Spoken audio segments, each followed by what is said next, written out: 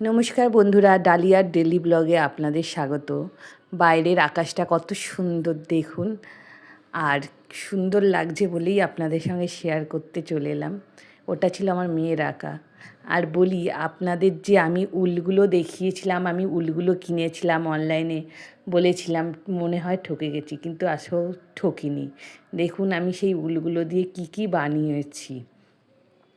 আমার মেয়ের জন্য কয়েকটা বউ বানিয়েছি, দেখুন কীরকম হয়েছে বউগুলো। অবশ্যই কমেন্ট করবেন বউগুলো কেমন হয়েছে। সবাই যারা দেখেছে আমার বাড়ির লোকেরা বলছে খুব ভালো হয়েছে।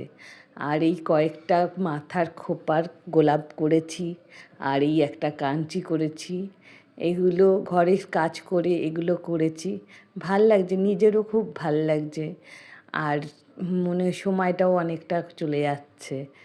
তা সবাই আমাকে বলেছে ভালো হচ্ছে, কিন্তু আপনারা তো সব কিছু দেখেন, বলবেন কীরকম হয়েছে আমার এই গোলাপটা বা হাতের যে বউগুলো বানিয়েছি সেটা কেমন হয়েছে। আর এগুলো এখন খুব ট্রেন্ডিংয়ে চলছে, তাই জন্য মনে হলো বানাই।